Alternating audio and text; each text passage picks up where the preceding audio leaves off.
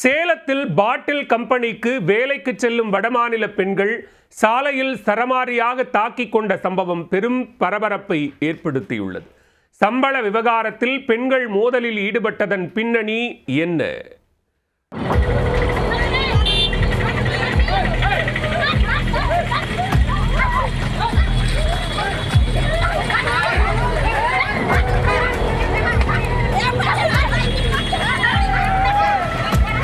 விட குறைந்த சம்பளத்திற்கு வேலைக்கு வந்த பெண்களை வரக்கூடாது என தடுத்தும் வந்ததால் ஆத்திரமடைந்த பெண்கள் தாக்குதலில் ஈடுபட்ட காட்சிகள்தான் இவை. சம்பள விவகாரத்தில் பெண்களுக்கு இடையே ஏற்பட்ட வாக்குவாதம் மோதலாக வெடித்தது எப்படி?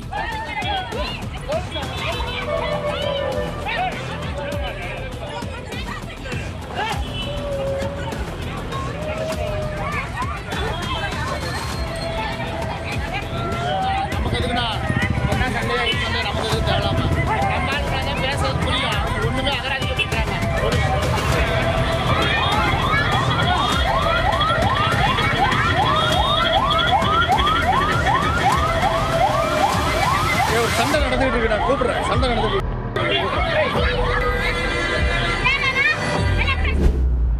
சேலம் நெத்திமேடு பகுதியில் பாட்டில் சுத்தம் செய்யும் நிறுவனம் ஒன்று செயல்பட்டு வருகிறது.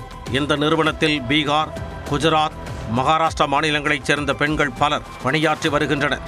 இவர்கள் 3 குரூப்புகளாக பிரிந்து ஆங்காங்கே தனித்தனியாக வீடுகளை வாடகைக்கு எடுத்து தங்கி வருகின்றனர். இந்நிலையில் பீர் பாட்டில் கம்பெனியில் குறைந்த சம்பளத்தில் வேலையில் சேர சில பெண்கள் பிற மாநிலங்களில் இருந்து வந்திருக்கின்றனர். அவர்களை தடுத்து நிறுத்திய மற்ற பெண்கள், நீங்கள் குறைந்த சம்பளத்திற்கு வேலைக்கு வந்தால் எங்களது வேலை பாதிக்கப்படும் என கூறி வாக்குவாதம் செய்துள்ளனர். இருந்தாலும் தங்களுக்கு வேறு வாழ்வாதாரம் இல்லை என்பதால் அந்த பெண்கள் குறைந்த சம்பளத்தில் வேலைக்கு செல்வது என்ற முடிவில் இருந்திருக்கின்றனர். இந்த விவகாரத்தால் கடந்த 3 நாட்களாக அவர்களுக்குள் மோதல் போக்கு நிலவி வந்துள்ளது.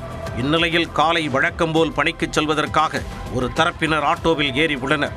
சேலம் சங்ககிரி பிரதான சாலையில் நெத்திமேடு தண்ணிப்பந்தல் காளியம்மன் கோவில் அருகே அவர்கள் வந்து இறங்கி உள்ளனர். அதே நேரம் மற்றொரு தரப்பு பெண்களும் அதே இடத்திற்கு வந்திருக்கின்றனர். இதனால் இரு தரப்பினருக்கும் இடையே மீண்டும் தகராறு ஏற்பட்டிருக்கிறது. ஒரு கட்டத்தில் ஆத்திரத்தில் கொந்தளித்த பெண்கள் ஒருவரை ஒருவர் தாக்கிக் கொள்ள ஆரம்பித்தனர். சாலை நடுவே கட்டி புரண்டு சண்டையிட்டதோடு எட்டி உதைத்தும் சரமாரியாக அடித்துக் கொண்டனர். அப்பகுதியினர் அந்த சண்டையை தடுக்க முயன்றும் எந்த பலனும் கிடைக்கவில்லை.